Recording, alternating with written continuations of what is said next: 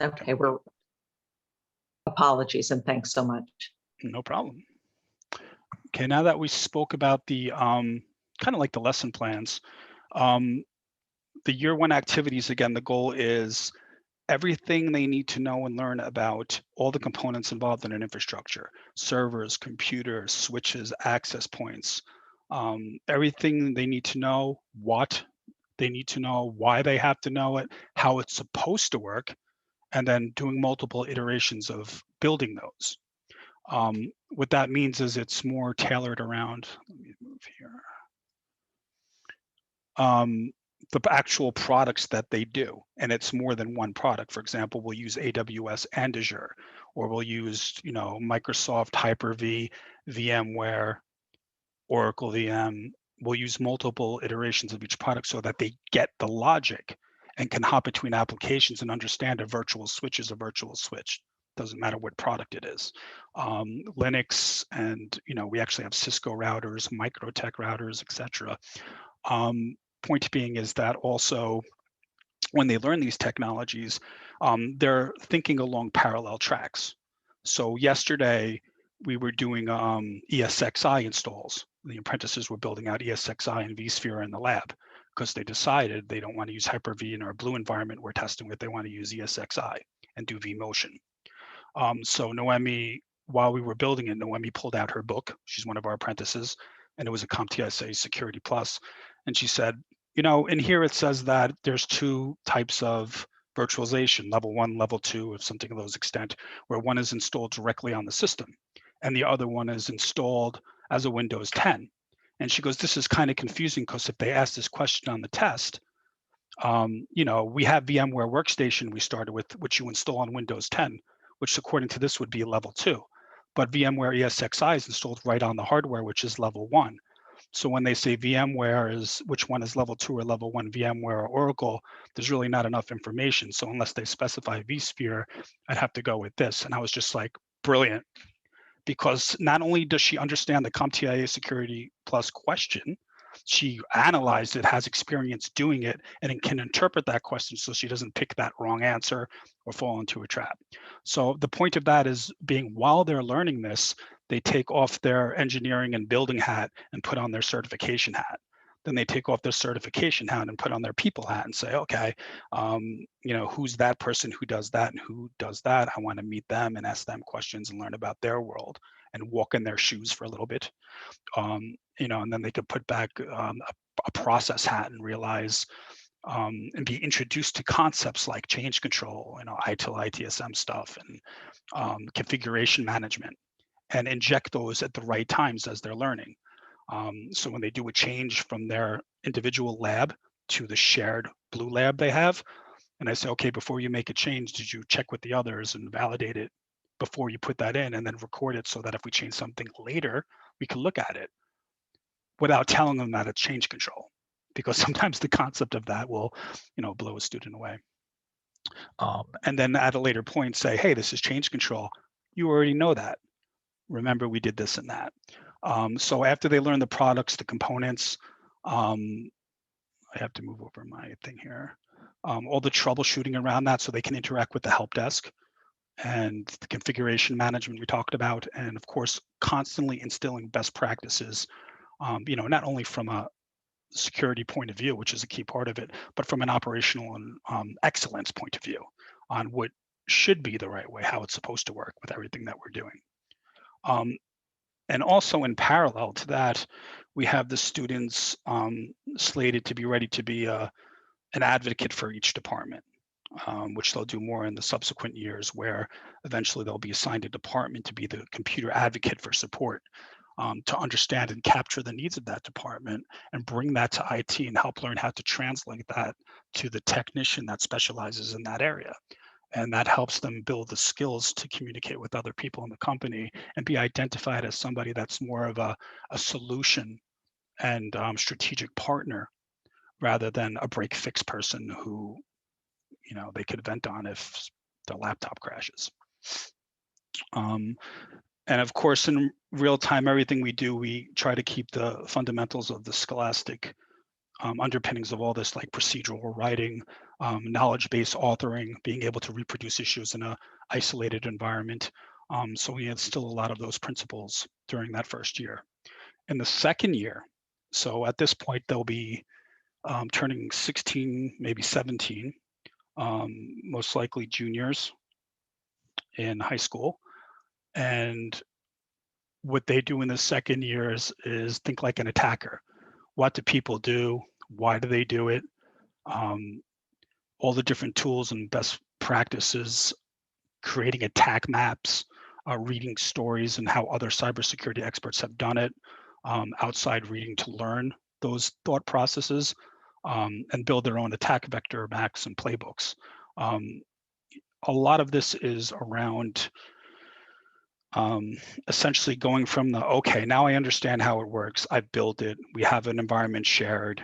We have our own fictitious company. We're running everything together. Now let's attack it and beat it up and run all these tools in a controlled environment. Kali Linux, Elk, Bloodhound, Nmap, any tool they can get that we can run in that isolated, safe environment, we do.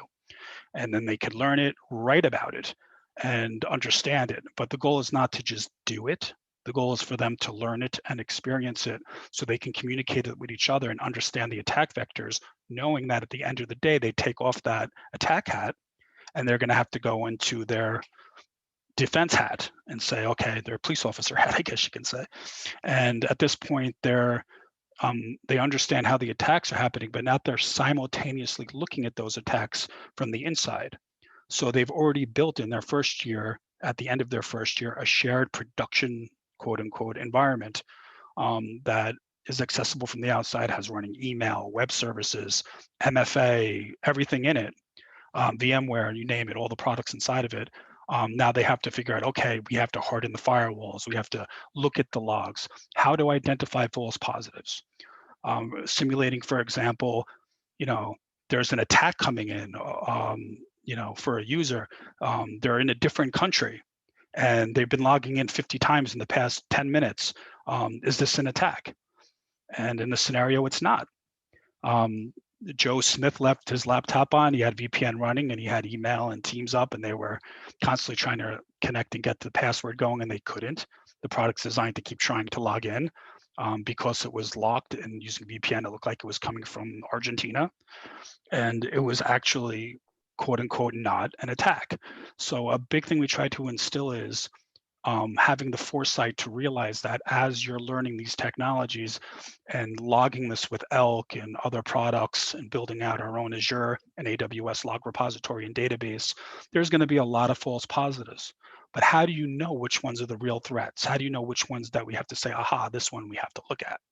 And that's what we give them all the tools and the framework to learn that and refine that as they build their playbooks and take their notes and say, here's a legitimate one. If this is here, here's ways to find this, and how to differentiate the false positives from the actual attacks.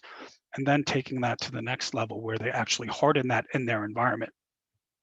Eventually, we've been getting pressure, to have a competition with the apprentices in Switzerland and ours and see how we could compete healthily in an environment so that we can test that, where each apprenticeship group has their safe, isolated blue environment, but opened up over VPN, private network, so they can actually, test each other and compete. What we did find with the apprenticeship in Switzerland, though, is that even though they've been doing it for decades and they're solidified, and our first challenge that Leslie and the HR team and all of us were having is, how do we take that program and retrofit it, reverse engineer it, what have you, to work in the United States? And after we did that and built it in the United States, and then we just had a touch point with our executives here last week, we found out that some of the things we're doing here are better than what they're doing in Switzerland. And they actually want to take what we're doing here and do it in Switzerland. And the logic behind that was they're tied to doing things the old way with apprenticeships. And they're so stuck in the way they do it. And I don't know, they got 38 apprentices that they're just used to it. And they're kind of stuck and they're not able to have an agenda like this because they're already full-time busy doing the things they do today. So now we're in a position where before we compete with Switzerland and leverage these skills across the Atlantic, we're actually starting to make programs to help train them. And then they're going to work with us so we can both come up, gracefully together to learn and make each other better. So, back to the target zone, Bill, being able to do this, sure. I'll just interrupt for 1 second. I think that's really exciting that in bringing this up in the US in the first couple of years, that you're able to bring some innovation to the program at the headquarters. So congratulations to you and Leslie and to Daryl and to everybody else on the team for that, number one. And I also just wanted to make one clarifying point as we're looking at the slide. And by the way, these slides are great and the presentation is wonderful, so thank you. I just, as a clarifying point, by the time the students get to year 3, they are actually in their first year of college. So year 1 is their junior year. They get hired as outgoing sophomores and upcoming juniors. And so by the time they get to doing the work that Bill has been talking about on this slide, they are actually, at least the way it's planned, they might be ahead of schedule, but year 3 is actually the start. They graduated from high school and they're starting their right. college. So right now we're getting ready for a new class coming in, which is currently just finished their sophomore year. And as they start their first year with us, they'll be beginning their junior year. So I believe they'll start before. And then, for example, Noemi and Parker are in their 3rd year, going into their 3rd year, and they're both entering Grand Canyon, GCU, and ASU respectively. Thanks. And I'm almost done here too. So, after year 3, essentially, the journey continues. And this is a segue to my peers because at this point, they have multiple paths, certifications that are open to them, career planning. They could refine an area of expertise. Maybe down the line, they don't want to be a cybersecurity analyst in pen testing. Maybe they want to be a blue team expert who polices email. Whatever their career aspirations are, they can learn more about and study it. And then also they're always on the hook. So in year 4, they're mentoring the younger folks. It's an automated academy, if you will, and they're teaching each other, cool stuff, and they're always there for each other. So what questions do we have, and how are we doing on time, Kathleen, for the others? Well, we have until 9:30 with you, so I think we've got plenty of time. I don't know how long Daryl and Emily's sessions are, but we can take some questions now if anyone has them, and we can also do the other presentations and do questions at the end. So do we have any questions right now for Bill? I can't see full screen right now, but if anyone has a question and want to come off mute. Yeah, Okay. I have a quick question, actually. I just posted on the chat. Could you speak up just a little? Sure, I have a small question I just posted on the map, on the chat. Oh, okay. Yeah, do you hear me? Yeah, you're a little soft, but yes, go ahead. Okay, well, the question is actually when those students attend the training or apprenticeship, do they get paid as well? I mean, do they get paid at the same time they are attending the high school? Hi, I'm Leslie Abrams from Kudelski Security and Human Resources, and we do pay our apprentices.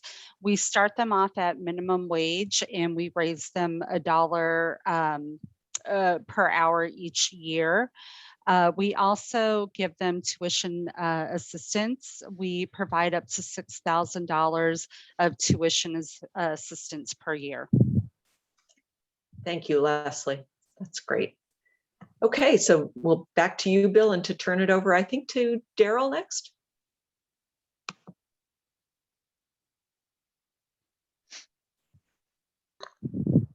Hi, this is Daryl Schweitzer. I lead the threat detection and response teams at Kudelski Security.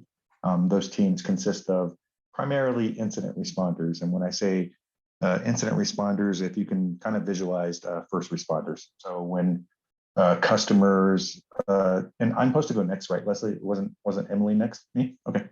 Oh, sorry. Thanks. Yeah. And so it's actually, from my perspective, as kind of a client-facing person that goes out and helps, schools and governments and commercial institutions with responding to an incident. So the real problem I have right now is not that there's not enough work, there's not enough people to actually help me, skilled and qualified people that we can bring in. And so I'm actually really excited to work at Kudelski and see that I have my eyes on some high school people that may work for me one day. And it's really really cutting edge and really what we need right now. Some criminal organizations out there, I'm going to talk primarily a little bit about ransomware today, but criminal organizations have more money than states. All the things that, I've been in this industry for almost 20 years now, and everything that we talked about in the past of, well, if the threat actor actually had more money and more time, they could probably break your defenses. Well, that's all, it's really come to fruition now. And we see, from all organizations, not just educational institutions. So I do a lot of work in Texas with the independent school districts, and we do a lot of work with a bunch of different universities just based on kind of Kudelski's background and heritage with innovation. So we do a lot of work in cyber, and most of our customers think they're going to move everything to the cloud, everything offline, and it's Microsoft's problem now, and that really doesn't help a lot of things. I was talking to my team yesterday when we were kind of talking about what we were going to convey to you, and we talked about presentations and how long I've been giving presentations about needing resources. And it made me laugh because my best presentation ever was to a first grade class.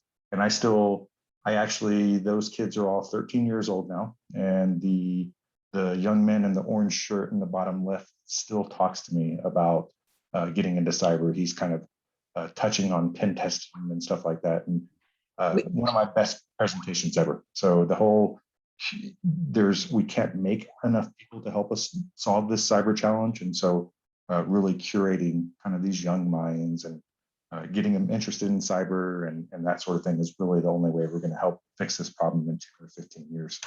Excuse me, Daryl, but we can't, I think you've got a slide up and we can't see that. So I don't know if we've still got Bill sharing. We don't have any presentation up.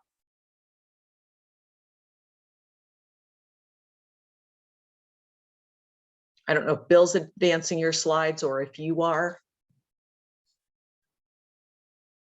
Here we go. Perfect. And you mentioned the little boy in the corner. I said, oh, he's showing something and we don't have it. There we go. Oh, I love it. Okay, thanks.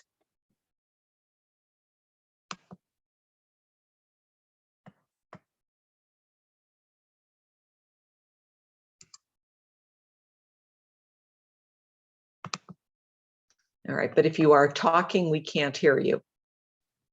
Okay. There we go. Perfect. We've seen, best presentation I ever gave. Definitely better than this presentation so far, but we'll talk a little bit about. So, my real problem right now is finding qualified resources because of the need, because of the demand that ransomware is putting on businesses. And it used to be kind of a technical challenge for CISOs and people in charge of security to solve. It's really a business challenge now, because if you get hit with a ransomware and it takes down your business, it really, we've seen even last year, a couple companies literally go out of business, just couldn't deal with the recovery and cost of actually getting back to business. What we've seen is it's, these bullets here, self-sustaining, and they run the ransomware operators, if you will. They run their business just like we wish we could run our businesses and our schools and our institutions, because very cost efficient, very quick to adapt, everything that we're looking for right now in the environment. And it's not just a matter of money, it's a matter of magnitude as well. And so in the last, the whole COVID year and beyond, even before that, it's really been picking up. And so what we've seen is just huge organizations targeted from, and what the ransomware threat actors are doing now is literally targeting companies that they know have a lot of money. I heard a name earlier and I was like, oh, sorry, Bill. Cognizant, and what we're seeing with all these companies that manage other clients' data. So everything from the big four down to managed security service providers, they're all being targeted because they have tons of access. Something that we talked about last night, it was quite interesting. If you look down here in the bottom right-hand corner of this slide, on February 18th, 2020, CISO released an update saying that pipeline operators may be targeted for ransomware attacks.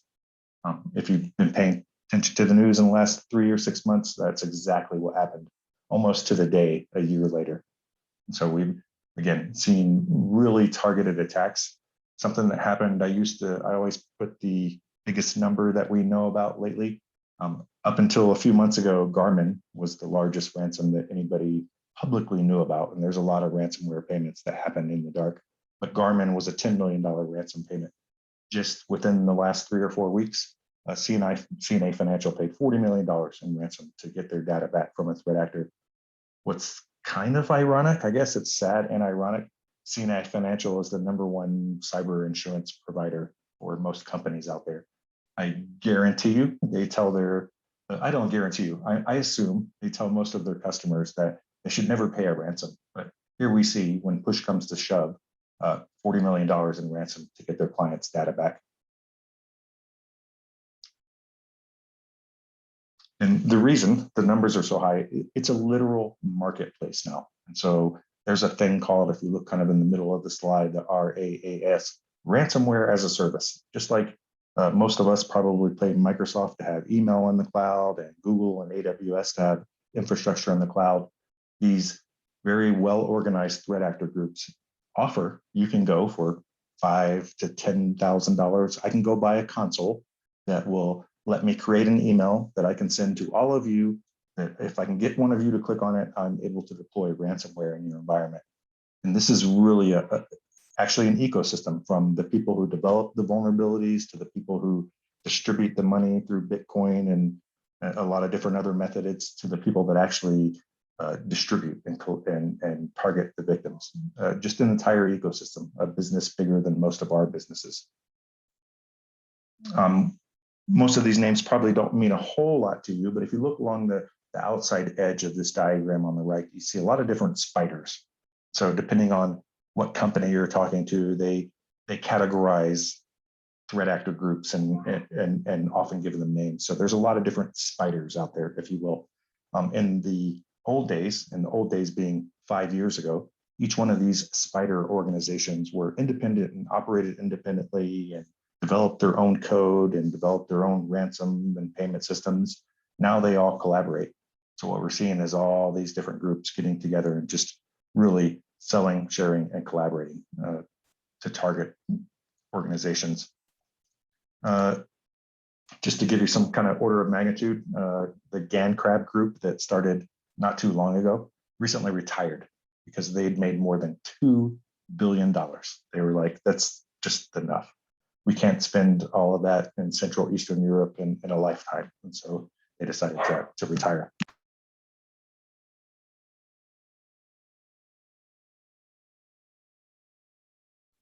The reason being is it's a marketplace. Like I said, if you look in the bottom left-hand corner, me and my team can probably develop a router remote code execution vulnerability, but it's only going to get us $10,000.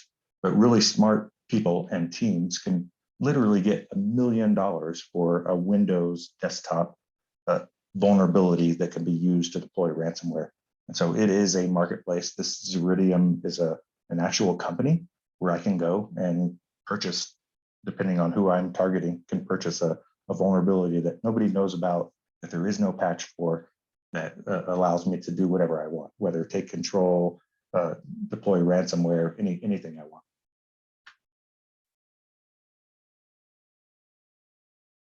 Typical client. So there was one thing, I did want to leave you. I don't like just talking, right? I always want to leave you with something. So we all have, are probably either associated with or responsible for helping secure our organizations. And so when we talk about ransomware, there's really 8 big steps. Hopefully you're all screenshotting this right now. Really 8 big steps that you need to take back to your information security department. These are somewhat Gartner based and somewhat based on our experience. And so I deal with, unfortunately, 3 or 4 ransom cases a month right now, and most of them are pretty big. Unfortunately, what we're seeing in this evolution of this attack that is happening right now, 5 years ago, the threat actors would ransom your computers and everything would be encrypted and you'd have to pay a ransom. And if you If you had backups, you were good. You could restore from backup, which in and of itself is no small feat. So most customers, when they get hit with ransomware on a wide scale basis, are down for anywhere from 2 to 3 weeks. So it takes, unfortunately, I see, and these are, let's say, Fortune 1000 customers with all the money in the world to spend on all the different tools. What we see in the independent school districts and the high schools and the colleges and stuff is that there's just not that much money in terms of infrastructure and protection and preparation. So they're really impacted. We've seen it, and you're all very familiar with it. We've seen it in a lot of different organizations. So again, really high level steps that we like to see customers take when they're a victim of ransomware. Emily's going to talk a little bit about career path, and I talk to customers every day. Really, that's what we do. And so, unfortunately, I meet most of my friends on their very worst day. And the problem that even I have on my team with, building out a global team of incident responders, all the other, my competitors have the same exact problem. There's probably a pool of 3,000 or 5,000 really highly skilled incident responders in the United States, and add a few thousand outside of the United States, and that's it. So they all go from company to company, and every one of us are looking for sort of like things that we're doing here at Kudelski, where we're as much as we can modeling and molding and pointing kind of the youth of the world, if you will, in the right direction, because we really need a lot of help. And finally, I'll close with, if there's one thing that you can teach your students right now that would really help them in life, it's learning how to use Excel, right? So everybody laughs. I have these very highly educated people on my team. We deal with ransomware every day, and we end up, everything's in a spreadsheet. And so the more they know about spreadsheets, I tell my kids all the time, the better off you'll be in life. So Emily, I think I'll turn it over to you unless there are any questions about us and how we're helping customers right now and what we're seeing out in the world. Happy to answer those.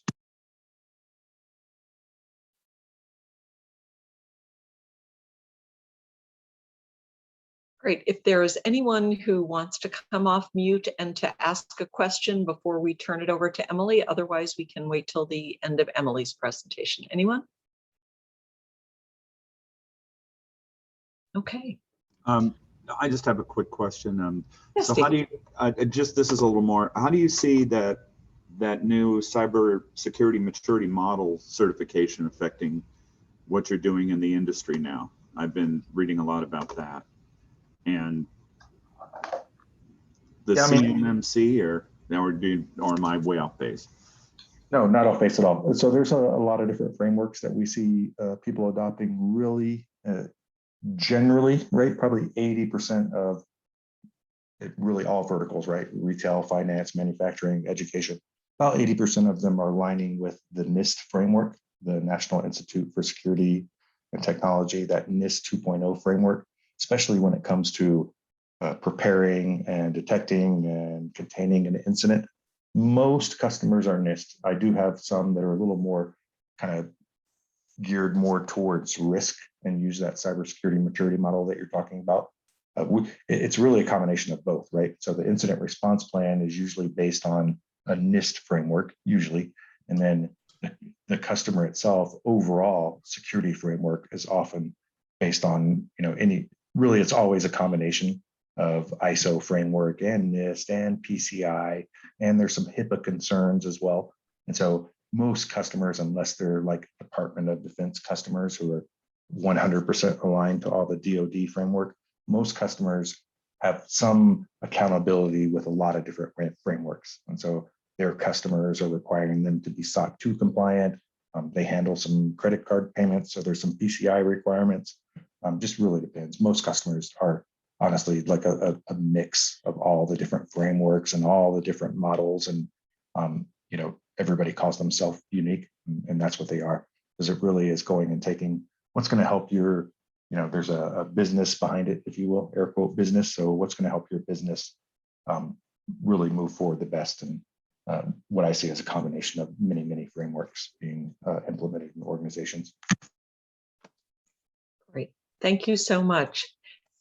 All right, we will turn it over to you, Emily. Welcome.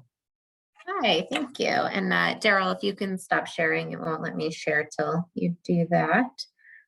While he does that, I'll introduce myself. I am Emily Grumbacher. I'm the Senior Director at Kudelski Security, so supporting employees all the way from when we're finding them and bringing them into the organization, helping them to get onboarded, grow, develop, learn, get promoted, hopefully, and all the way through the end of their employee journey with us if they decide to leave us. So I do get the true pleasure to hopefully see all these students that we'll be bringing into the apprentice program grow over the years and take on bigger and more complex projects and challenges and lead the place one day, hopefully. So I'm super excited to see that. Just anecdotally, I've been talking to a lot of our colleagues across the country that are so excited for these students to graduate the program and take them onto their teams. They're just really enthused with the talent that they're seeing, how open and how they're leaning into the learning and what that can entail for their future careers. So thank you to all of you that are shaping our future leaders. We really do appreciate everything that you're doing to make this world go round. So thank you so much. So I'll share my screen here. I'm not going to have as exciting stuff maybe from a technical standpoint, I will say, but I did want to kind of share, maybe take a step back and take a broader overview of the framework that we're working with when the students do come to us. So first, I just wanted to kind of provide some context around the org structure for our MSS operations here in the US. Globally, we have our US and our EMEA MSS centers. We call them our cyber fusion centers, as you may know.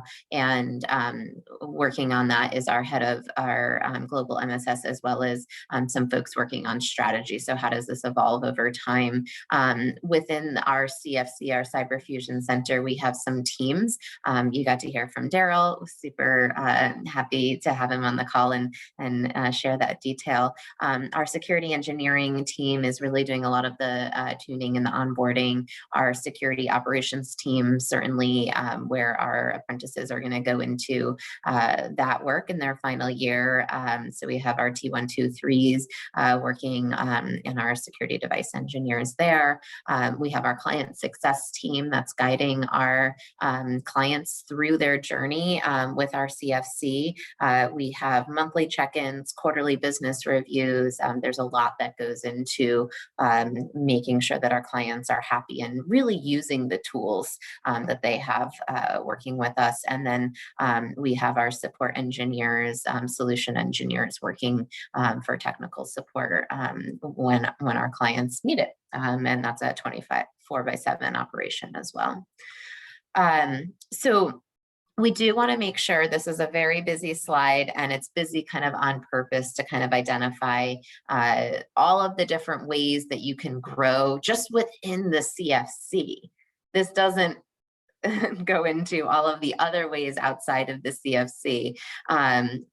We are really wanting our team members to grow within the group. And I use the word group on purpose. We have a lot of different business units within Kudelski as a global organization. We did start off with our Nagra recorder, if anybody is into music, and I'm sure Leslie has probably shared a little bit about our history there. But that business kind of grew into our digital television business. We have our IoT business. We have our public access business. And we have a K-Start challenge every couple of years where entrepreneurs and inventors get to present their ideas and get funded. So some of these apprentices might be our next entrepreneur within the organization. So those teams are growing too. And so there's more than just this slide in terms of career path. They literally can start their own business. They can move into another business unit, but just focusing on the CFC, our apprentices will start within the security operations team, but as they learn different skills and kind of get exposure to the different team members, they can go into these other teams. So, you know, Daryl might have his eye on some of these folks. Maybe people realize that they want to be a little bit more client facing all the time. So they want to go into client success. That's an option. One of actually our sales associates, he started as a T1 analyst and kind of on the side realized that he wanted to have more client interaction and was pretty good at it and really loved solving problems. And so he started proactively reaching out to companies to identify ways that he could help and moved into a sales role, which is, I'm sharing that as a very non-traditional career path. Certainly that's not the norm in our organization, but just to show that, you know, the sky is the limit, and we're super excited for people to kind of make their own, choose their own adventure, if you will, within the group. So just to talk a little bit more about some of those non-traditional, if you will, maybe I don't want to become a T2, T3, maybe I want to go into more of a services area. We have our consulting practices that the practice leaders are already eyeing these apprentices to join their teams. So AppSec and DevOps, Shannon has presented to the apprentices, kind of shared her story growing up in the industry and how she learned a lot of the things that our apprentices are going through in their different education here. So she gave them some line of sight to how do you become maybe a practice lead. We have our cloud security practice, data security practice, GRC, SRC, we call it here. We're building our IAM practice. Our leader of our IAM practice actually is an amazing individual. She has a nonprofit and teaches underprivileged kids about coding. So she is also shaping the next generation of people that can stop the bad guys.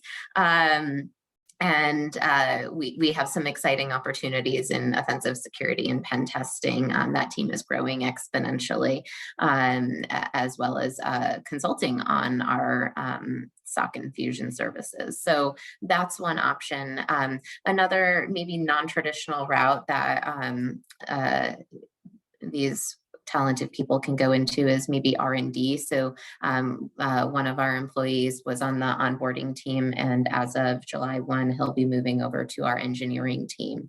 And we are encouraging people taking on these stretch assignments, these projects, these opportunities to kind of stretch outside their comfort zone, because it leads to things like this. And so now this gentleman is working with a global team, literally building our products. So super exciting in that sense. And I already shared the solution sales story. So more than just this busy screen, there really is so much opportunity within the organization. And I'll talk a little bit about how we help them to realize that potential. So Leslie mentioned that our apprentices do get $6,000 towards college courses, and the rest of our employees are eligible for $5,000. So even if they, finish our apprentice program and want to continue their education, finish out their college degree, finish a master's program, we actually just hired a PhD with a cryptography background the other week. So there's a lot of opportunity to continue maximizing that investment in that education.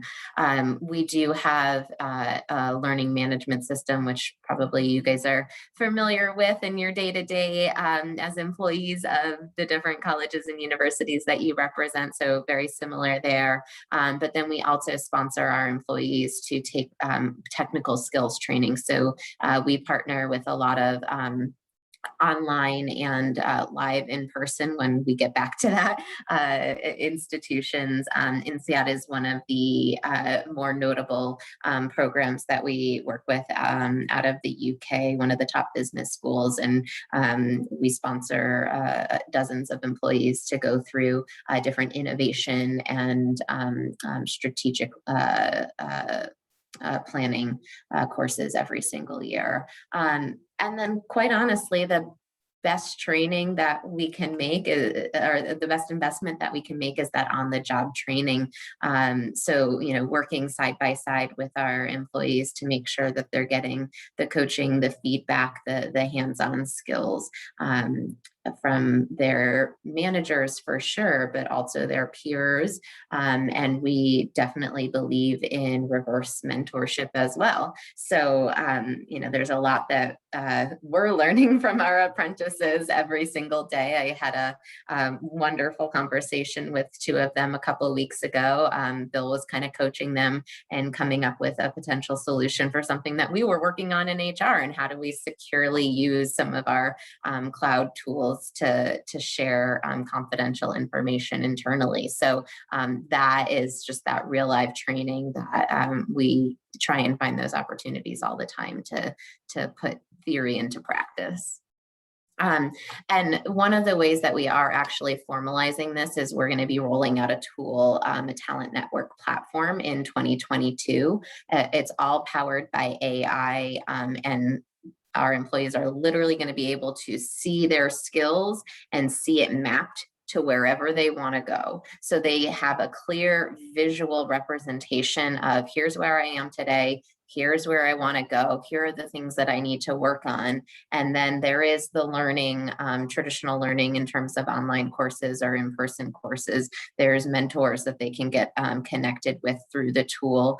They can have conversations with their manager saying, I want to learn these skills and you know, get a handle on these tools. So we are taking it to the next level. Some bigger companies are using these types of AI-powered talent network platforms. So we're right there with them. Again, another investment in how are we helping them grow their career at Kudelski. So you might hear about this tool, you might hear about others similar to it, and it's a really cool thing that we're going to be rolling out soon. So I wanted to kind of share some practical information. I know we've talked about the technical competencies already, but you know, taking a broader view, some of the things that you might be able to work on with the students as you're kind of ushering through them through their studies with you. You know, the technical components are really great, but if you only have the technical components and you don't have some of these soft skills, it's only going to get you so far. So as we see these apprentices, and oh my gosh, the talent that we have to choose from, it's maddening because we want to hire all of these people. Leslie's like, can we just hire a couple more apprentices? They're all so amazing. But those that really stand out to us are the ones that have the technical skill and these competencies that you see on the screen here. So I can't stress enough how important it is to be having conversations with the students about making sure they are kind of working on their emotional intelligence, if you will, as kind of a summary of all of these things. But, you know, the resilience, I mean, gosh, I'm pretty sure that most of these students have been growing up with just innate resilience with all of the things that they've been going through with, you know, the recessions in the early 2000s and now COVID and, you know, just constant changes in technology and, you know, learning TikTok and whatever the next social media platform is. They're resilient. They have to adapt, right? So, so certainly they have that, but how can they apply that skill to their work? We really do value that curiosity and that thirst to grow and develop. So everything that we can do to empower them to use these skills and apply these skills in the classroom so that it translates to their workday, you know, that is really going to make them stand out above and beyond all of our other candidates that might apply for some of these jobs. So I think I will pause there because we already went over some of the technical competencies and opened myself up to questions. Anything that I can clarify? Thank you. That was wonderful. I love this slide that you have up, Emily. It's just great. By the way, the slide that looks like it's showing the waiting area is their true waiting area or entrance to the building in Phoenix. It's a beautiful, beautiful work environment. So it looks as lovely as it does on the, yep, that's it. It's just lovely. It's a wonderful, wonderful work environment. And I know some of you've had a chance to be in there and to see it. It's just lovely. I can't imagine not wanting to work there myself, and parents of apprentices thinking what a wonderful area their children are working in. Is that the completion of the presentations? And should we open it up to questions for Leslie as well as, for Emily as well as Bill and Daryl at this point? Were there any other slides, Emily, to be presented? No. No? That's it. Yeah. Okay, perfect. All right, great. Why don't we then go ahead and we'll stop the screen share to bring up everybody in gallery view. And again, if you are able to have your cameras on, please do so we can see you. If not, we understand there's good reason for that. So first, let me say that was just an amazing presentation. I was so spot on and perfect. I know I want to give credit and hats off to Bill. He attended a couple of the other sessions, or at least pieces of them this week, so that he could continue to refine and help refine the overall Kudelski presentation. So Bill, thank you for all of that energy and effort from that standpoint. Thank you. The presentation was just wonderful. Leslie, Daryl, Bill, it was just great. Leslie, I know that you helped with that, and I have the pleasure of working with you all the time on the implementation of this wonderful apprenticeship.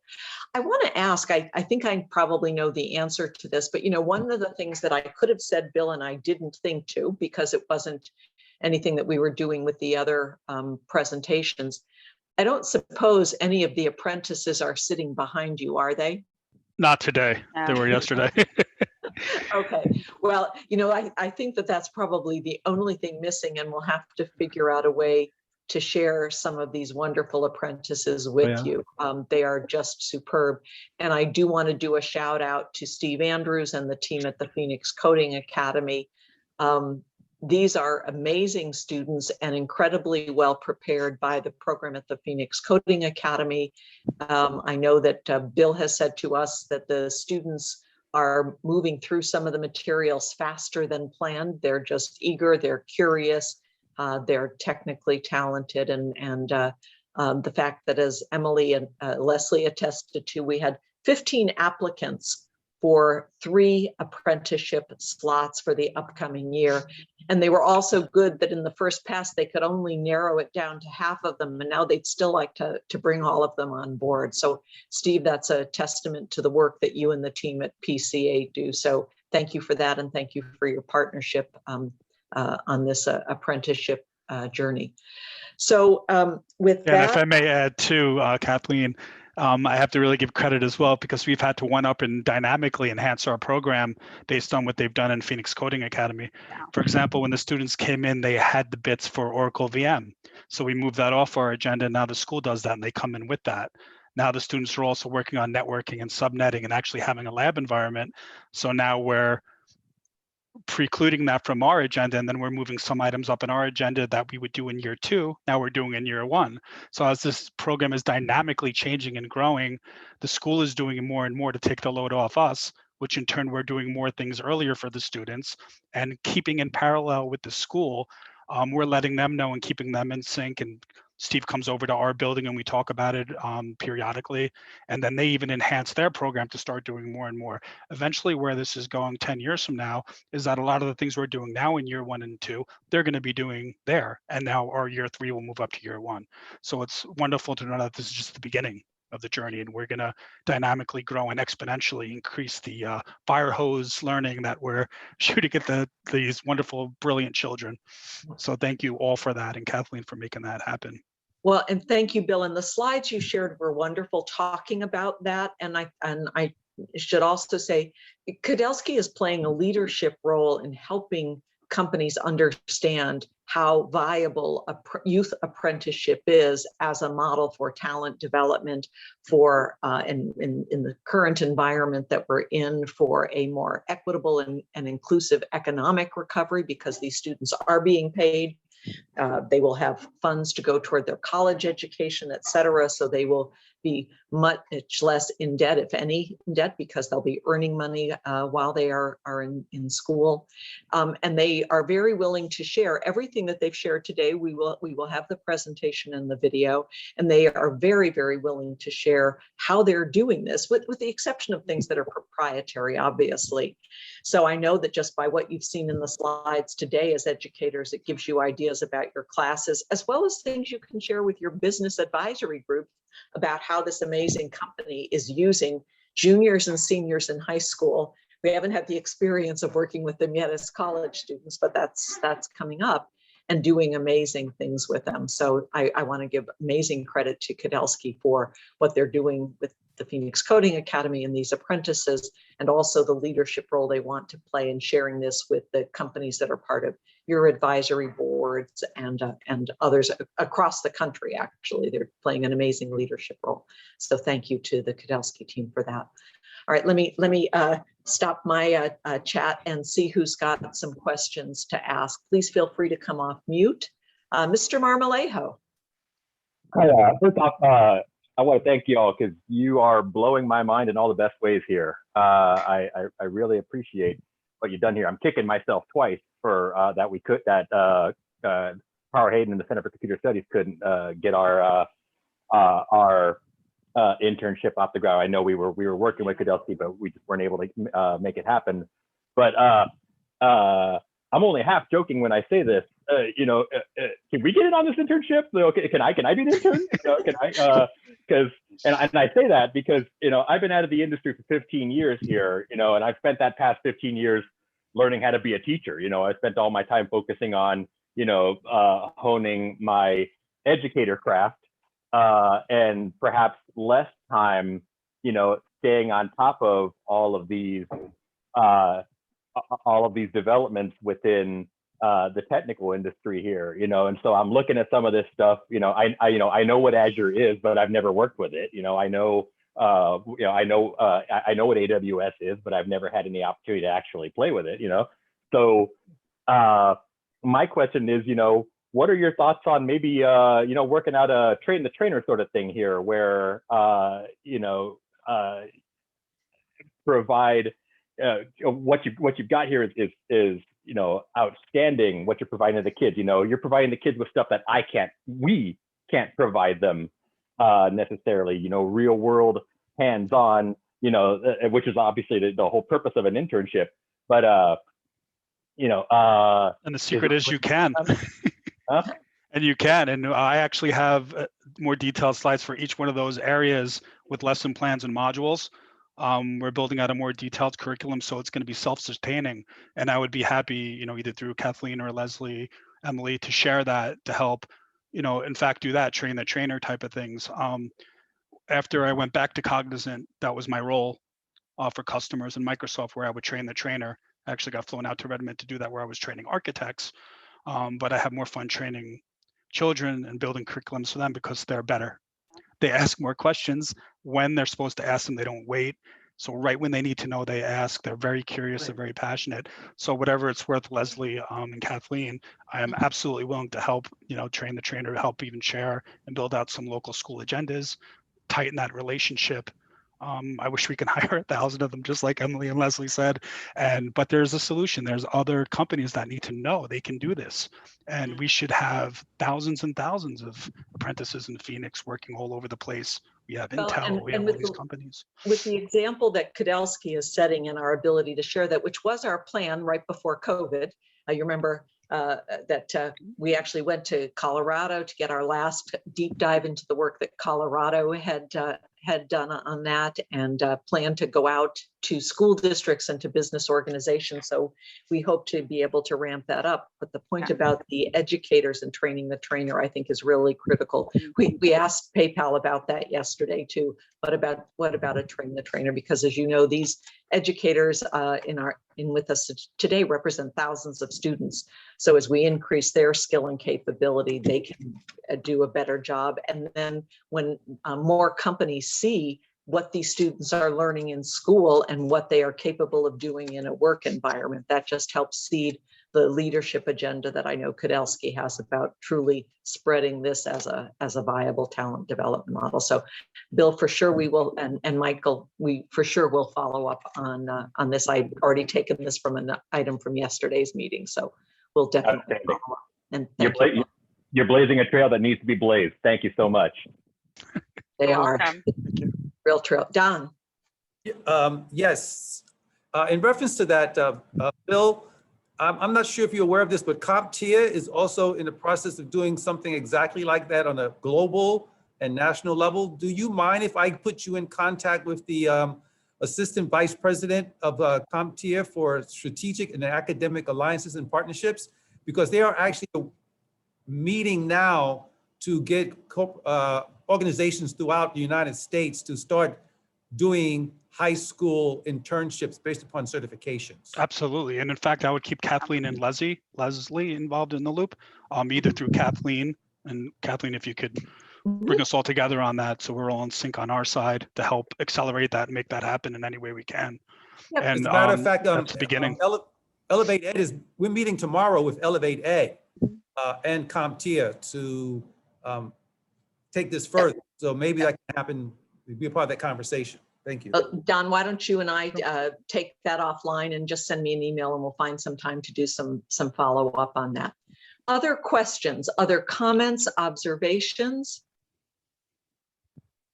I just want to add that first that that Kudelski has done way above and beyond in working with the kids, and we've all had a real rough year in the last year, and you know, there were definitely big challenges to keeping the internships going, and they just again, they were so flexible, above and beyond. Well, we'll make this part virtual. Well, we'll move this whole schedule around to make this part work, and we'll change everything we need to. And it was all about the kids and the focus on the kids, and you know, just fantastic. So you guys are amazing, and it was a wonderful presentation today, and thank you so much. And it's always heartening to see the stuff that you guys are leading the way on.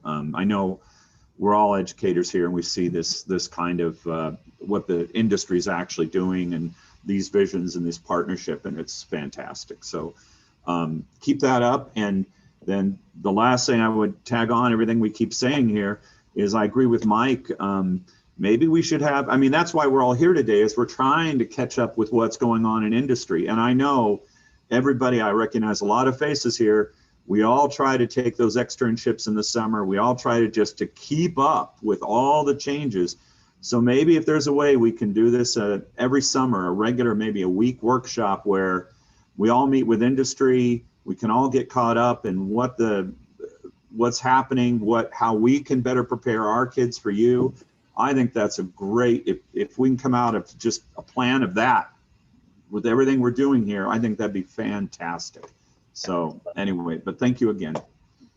Well, and I definitely think that that's possible. I know I know the Kudelski team is very interested in that, and there are other companies as well, Steve. And that's one of the goals of this is to, in bringing industry and the education partners together, it's just an opportunity that's often missed, especially with this kind of volume that we are able to do on the virtual screen, if you will, make those connections. And we know that everything we do is about partnering and about relationships, right? So this is about doing both of those, as well as sharing the information that we have shared this week. So believe me, it's in my with my Center for the Future of Arizona hat on, which is, I know in working with many of you, I have different hats, but that's the hat that I wear with the Kudelski apprenticeship program for the last 3 years, is the Center for the Future of Arizona.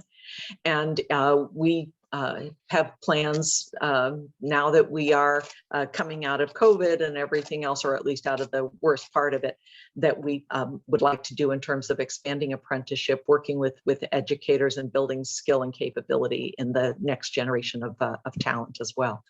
Questions, we still have a couple more minutes. If there are questions or comments from anybody else. Paul. Yes, I just wanted to, not really a question, but just some comments. I just want to say thank you to Kudelski. I thought that presentation was excellent. I appreciate you guys bringing, different aspects of your team to the conversation. Congratulations to Mr. Andrews and what you guys have done over at the Phoenix Coding Academy. Just my hats off to you. I can speak to the fact that when this process started, and I was kind of involved in that process with some students as well. And although they weren't here today as far as interns, that was one thing that struck me, was just how professional and how polished these young people were. And so just a testament to the program, to what you guys are doing. And then I'm hoping that this model can open up some doors for us on the west side of Phoenix. I know there's some large things happening out our way, and hopefully some of these people take some notes and use this model. But thank you guys so much for such a great program and everything you're doing for these kids and for everything that we need in society today. Paul, thank you for that. And Kudelski team, I hope you're looking in the chat and seeing the comments in there as well, that and the thank you for all of the stuff that you have done today. Anybody else? Yep, Ken, take yourself off mute. I want to follow up on what Paul said. I had the opportunity to be involved in the pilot when you interviewed the students. It was life-changing for the students that were from our district, Peoria Unified School District. They totally changed. We had one of the students that just changed his whole demeanor, how he went about courses, his course selection. So actually both of them just followed up with me this past week as far as references. So your interview process, just that in and of itself was so polished, so impressive. The parents and the students really enjoyed it, and it leaves a lasting impression. So if that could be modeled for every company to do interviews for students, that would be fantastic. So thank you. You guys do an amazing job. Ken, I remember your students from the Peoria Unified School District, especially there was one from Liberty High School, and they really wowed us. And it was hard, such a hard decision to make, but you definitely brought some really polished students to us. So we do appreciate that. Well, and I suspect that if we had a chance to talk with students from all of your classes, we would feel the same way. We know the effort and the work that it takes to bring great teaching and learning to your students every day, never mind how challenging it's been for the last 18 months. And I'm sure that that we would be impressed with all of your students. So we just get an opportunity to get a bird's eye view on a couple. They're amazing, and we know that you've all got amazing students that we would be incredibly impressed with. Yeah, Kathleen, feel free to keep the door open. I mean, my wife is a lifelong school teacher, has a master's degree in multicultural education. She teaches in a charter school for underprivileged children right now for 4th grade. So I'm constantly hearing about lesson plans, and even when she takes a day off, it's more work than when she works, because she has to do such a thorough, detailed lesson plan. It's pretty much down to the second. But I would like to, work through you to keep these bridges open. I would even be open to, if time allows, maybe coming to one of the schools or more of the schools or any of the schools to maybe do a simulation, right? Talk about some of the things we did in our interview, so they can be exposed to that big picture that if somebody works at Texaco, it doesn't mean they're pumping gas. They could be in this whole wonderful world of things that they may not know about, and let them know they already have access to the tools to do it. And talk about that. Again, I had to pay Janet will probably remember Lotus Notes and all these other products, and it's so very expensive. So you had to invest your whole life to try it. But all this stuff is free. You can do AWS voice phone numbers, integration with cloud communications, Windows Server 2022 we're running in our environment. And our production architects haven't even touched those bits yet. And so let's keep these doors open and channels flowing. Let's not end it here. Let's start it here. I know that you all are as energized by presenting today as we were to listen to you. So I will be, I'll definitely be following up to tap into the ideas and thoughts you have, as well as the recommendations. Again, I want to thank you very, very much for everything you've done with the apprentices and helping to bring a more innovative approach and look at talent development to the US and to Phoenix, Arizona for us. And the presentation on the technology, on the pathways was just spot on. It was absolutely perfect. So thank you for all of the hard work and effort that you put into that, and for what you do every day to bring the apprenticeship opportunity and Kudelski to these individuals. So thank you very, very much for that. Team, you've got an hour of break and project time. And remember to take the energy and the excitement that you're feeling about these sessions today to do the reflection that Robin sends out every day for you to record that, as well as ideas that you have for going forward and things that you can think about for the project and how you're going to bring all of this back into your classes in the coming school year. If there are no other questions, I will again thank the team from Kudelski, and I will stay on in case anybody has any questions or needs anything from me. And otherwise, we will see you all back here at 10:30 with Sonora Quest. And thank you again, Kudelski team. It was amazing. Thank you. Thank you. to Thank you, everyone.